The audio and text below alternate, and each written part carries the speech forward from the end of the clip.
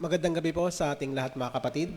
Tayo po ay darako na po sa ating pong pulong panalangin at tayo magsimula sa pamamagitan ng pag-awit ng isang hymn.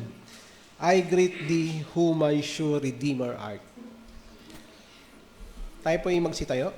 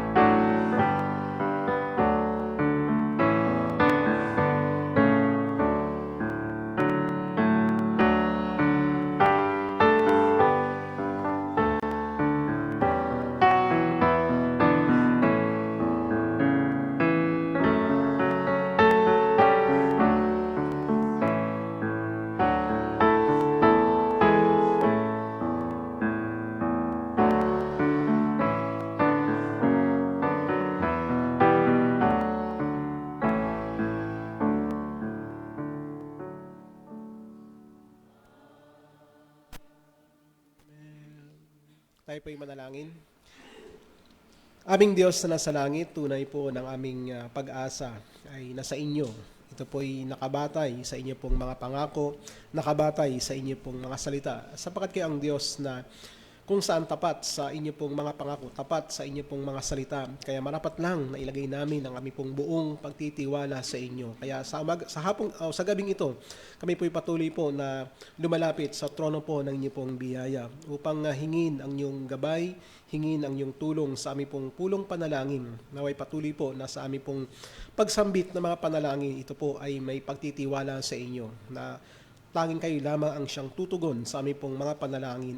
At higit sa lahat, sa aming pong panalangin, ito'y naway naaayon po sa inyo pong kalooban. At walang ibang kalooban ninyo kung di ito'y nahusulat sa inyo pong mga salita. Kaya ngayong gabi, sa aming pagbubulay na ipong mga salita, ay patuloy po na bigyan nyo kami ng kaunawaan sa mga salita mo upang sa ganun, sa aming panalangin, ay hindi ito nakasentro sa aming pong mga sarili o sa aming mga nagagawa, kundi ito'y nakasentro sa iyong kalooban, sapat ang salita mo ang siyang patuloy pong magbibigay sa amin ng nararapat na sasabihin namin. Kaya ngayong gabi, hiling namin inyo kaming samahan at gabayan naming tagapagturo sa mga oras na ito. Ito pong aming hiling sa ngalan po ni Jesus. Amen.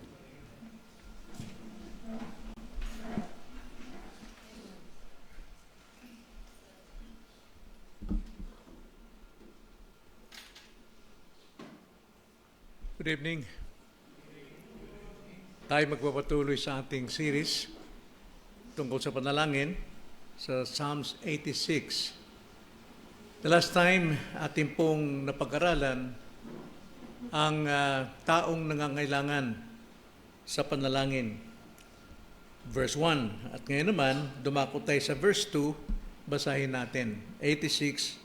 Psalms 86 verse 2. Ingatan mo ang aking buhay, sapagkat ako'y banal na tao. Ikaw na aking Diyos, iligtas mo ang iyong lingkod na nagtitiwala sa iyo. Ito po'y isang panalangin na tuturo sa atin paano mapalakas ang ating buhay panalangin. Paano mapalakas ang ating buhay panalangin. Let's pray. Panginoon, nagpapasalamat kami sapagkat kami po ay inyo pong iniligtas upang magtiwala sa inyo na hindi na kami mamuhay sa aming mga sariling lakas, sariling kakayanan, kundi nakadepende kami sa iyo pong biyaya at pagkasoberano sa buhay namin. Na maging sa aming panalangin, hinihiling ninyo palagi, Lord, na kami po'y makipag-usap sa inyo sapagkat ito ang nararapat. Kaya samahan nyo kami, Panginoon, turuan nyo kami. Paano po namin mapapalakas ang aming buhay panalangin? Ito ang aming dalangin sa pangalan ng Panginoong Hesus. Amen. Nung tayo ay Pentecostal pa, maaring hanggang ngayon, laging programa ng mga iglesia na magkatipon upang magkaroon ng seminars tungkol sa panalangin. Dahil ang hangad ng mga Kristiyano ay magkaroon ng kapangyarihan ng kanilang panalangin. Magkaroon sila ng power upang anuman ang hingin nila ay gagawin ng ating Panginoon. So marami silang teknik na tinuturo, mga paraan, mga libro, kung paano maging powerful sa panalangin. Pero ang tanong, ito ba talaga ang kasagutan upang tayo po ay lumalim pa o mapalakas pa sa ating panalangin? Palagi ko dapat direkta lang tayo sa salita ng Panginoon. Ano ang itinuturo sa atin dito, paano natin nakikita ito sa halimbawa ng mga taong nasa Biblia, at paano natin gagawin ito sa buhay natin. Ang panalangin walang kapangyarihan kapag hindi tama ang tamang panalangin. Ang kapangyarihan natin nasa Diyos lamang. Ngunit, ang Diyos ay tumutugon sa mga taong nararapat tugunan o tugunin. At yun ang ating tatalagayin ngayong gabing ito. Ang panalangin ay hindi lamang basta ito ay magkaroon tayo ng kapangyarihan o pag tayo ay humihingi ng paghiling. Ang totoong panalangin, ito yung tamang pakikipag-ugnayan natin sa Diyos.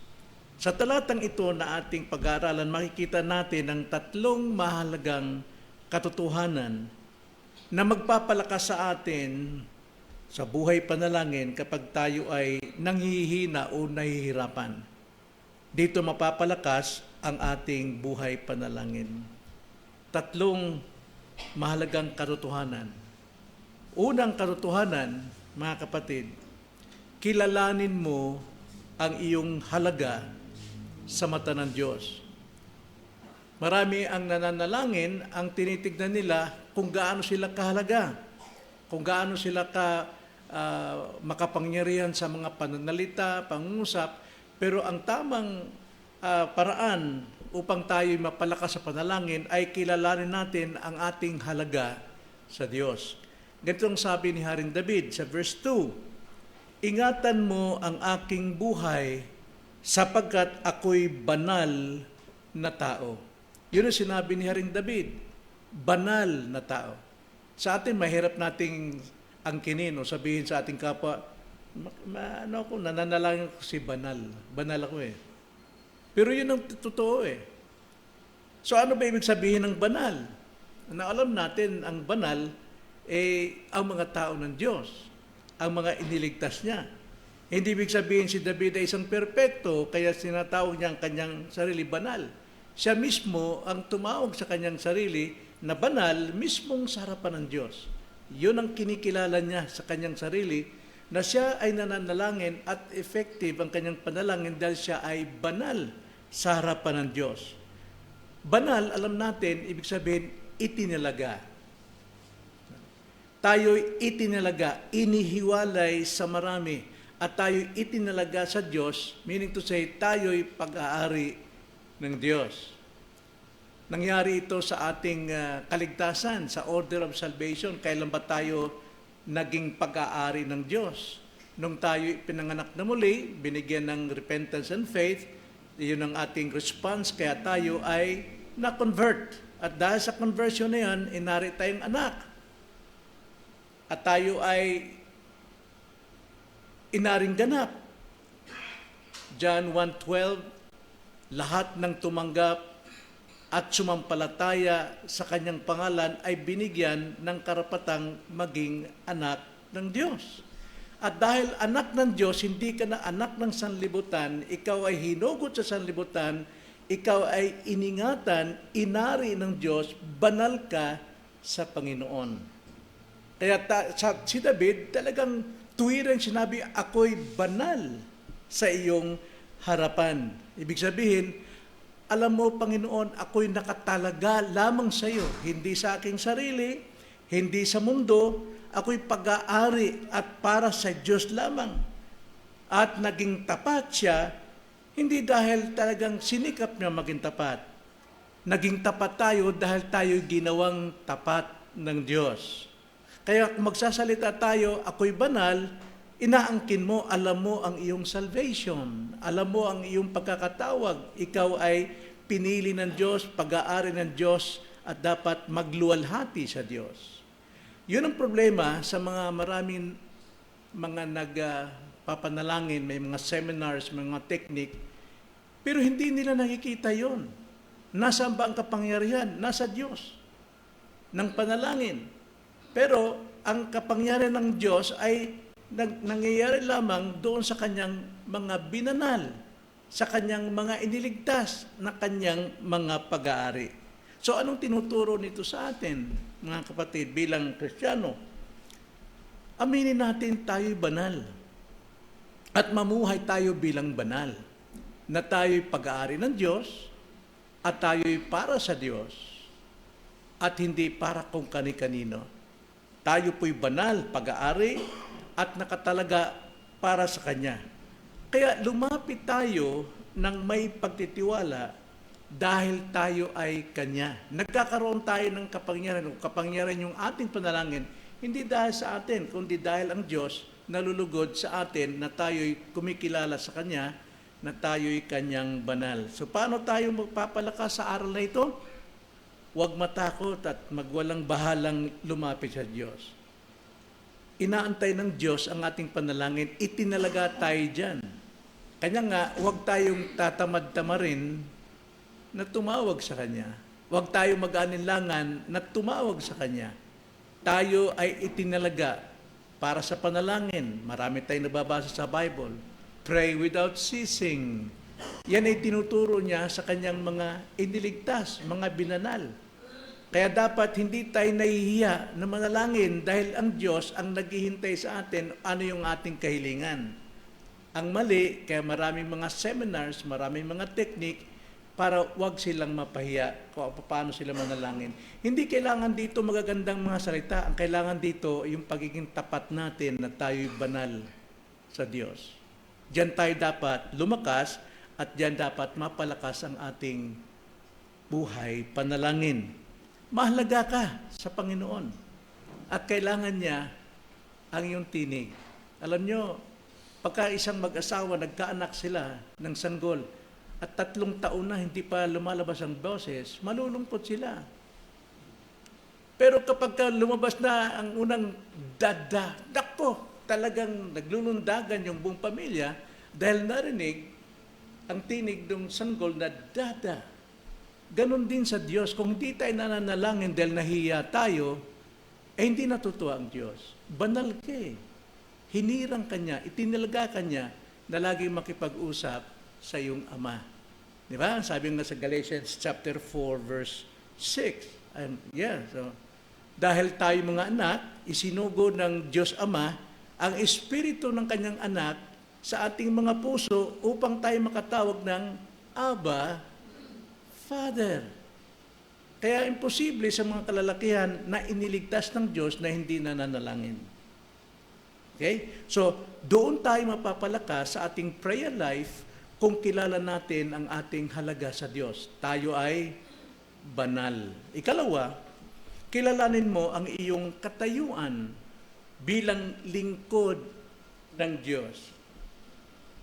Lingkod tayo, hindi tayo amo na dinidiktahan natin ng Diyos. In Jesus' name, lumayas ka, Satanas. Panginoon, pala. No. Kailan kausapin natin as Father. Ang sabi nga ni David dito sa ating teksto, Psalms 86 verse 2 sa B, basahin ko lang yung una, ingatan mo ang aking buhay sapagkat ako'y banal na tao. Ikaw na aking Diyos, iligtas mo ang iyong lingkod. Now, alam natin si David dito ay hari. Hindi niya tinaas ang kanyang pagiging hari, kundi ang sabi niya, lingkod. Pag sinabing lingkod, pag-aari pa rin ng Diyos. Wala siyang karapatan sa kanyang sarili. Wala siyang dangal. Kundi ang tanging alam niya ay yung dangal ng Panginoon na nagligtas sa kanya. Kaya marami ang nananalangin na hindi lumalago sa kanilang spiritual life o sa prayer life sapagkat hindi sila nananalangin sa personal, sa tahimik lamang. Kundi doon sila nanalangin sa marami dahil narinig ang kanilang boses. Lingkod dapat. Lingkod. Hindi ito pakitang tao. Dapat alam natin ang ating katayuan sa Diyos. Ang pagkilala ni David na siya'y lingkod, nagpapakita ng kanyang pagpapakumbaba. Sa prayer life, lumalago tayo habang bumababa tayo sa harapan ng Panginoon. Dito makikita natin si David, wala siyang reputasyon eh. Hindi niya hinahanap ang kanyang reputasyon sa harapan ng Diyos, kundi ang reputasyon ng Diyos ang kanyang tinataas. Ikaw ay aking Diyos. Yun ang kanyang sinabi. So ang tagapagligtas ay laging nakahandang sumaklolo sa mga taong kanyang itinalaga, kanyang binanal, na nangangailangan ng buong kapakumbabaan. So paano tayo mapapalakas sa mga aral na ito? Well, hindi mo kailangang kayanin ang lahat ng bagay sa buhay mo na mag-isa. Mayroong Diyos. Ikaw ay banal. Ikaw ay tinalaga. Ikaw ay nasahang tumawag sa Kanya. So tungkulin ng Panginoon ay ligtas at gabayan ang Kanyang mga pag-aari, ang Kanyang mga lingkod.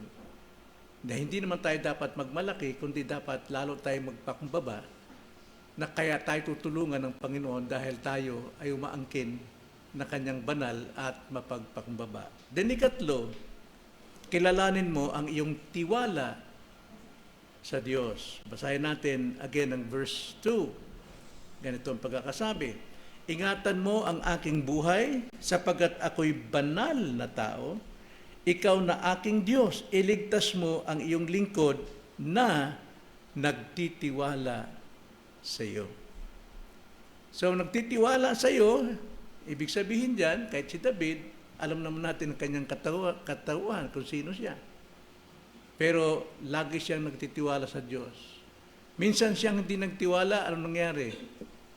Bumagsak siya sa temptation kay Bathsheba. Bumagsak siya sa pagpatay kay Urias.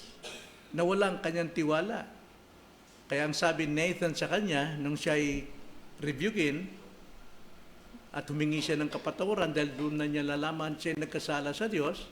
Pero sabi ni Nathan, okay, pinatawag ka ng Panginoon, pero hindi mawawala sa iyo ang tabak, ang consequence hanggang sa iyong mga anak. At nagdusa nga ang kanyang mga anak. Kaya napakalungkot para kay David yun, na siyang dahilan para mamatay siya sa kanyang katandaan, gayong hindi pa nang talaga siya matanda. So, kailangan natin dito ang tiwala sa ating panalangin. So, ang pundasyon ng mabisang prayer ay ang tiwala talaga. Ang pagtitiwala natin sa Diyos. Hindi sapat na prayer lang o gumamit ng mga formula tulad sa mga seminars. Hindi sapat yun. Kundi kilalanin ang iyong sarili at isuko ang sitwasyon natin sa Diyos. Nandun lagi ang ating pagtitiwala. Kaya, ano tinuturo nito sa atin? Panalangin ay isang pagpapahayag ng pagdepende sa Diyos. Nakadepende talaga tayo sa Diyos. Well, isang kamalian sa atin na dapat din nating ituwid. Kapag mayroon tayong problema, hindi tayo tumatakbo sa Diyos agad eh. Kung kani-kanino tayo tumatakbo. Well, kailangan din natin tumakbo sa tao, sa tulong ng tao. Ginagamit ng Diyos yan. Pero dapat unahin natin muna ang Diyos para magkaroon tayo ng tamang kaisipan, tamang desisyon. Dahil tayo, una, banal, at tayo ay nasa tamang katayuan, at ikatlo, dapat lang tayong magtiwala. Hindi tayo magtitiwala sa sarili nating kakayanan. Marami nagsasabi, pag-pray mo lang yan. Okay na yan. Manalangin ka na lang. Minsan sa atin, nagkakamali tayo magpayo sa mga taong alam natin hindi Kristiyano. Pero ang sasabihin natin, mag-pray ka lang. Problema mong yung mawawala. Tama ba yun? Hindi, dito pa lang eh. Ang sabi ni David eh, dinggin mo ko, sagutin mo ko dahil ako'y banal. Ang dinidinig ng Diyos ay yung may kaugnayan sa Kanya. Pero mas maganda kung pag-pray natin, alam mo, dapat isuko mo muna buhay mo sa Panginoon. Kilalanin mo siya para sa tuwing tatawag ka sa Kanya, eh meron kang katiyakan.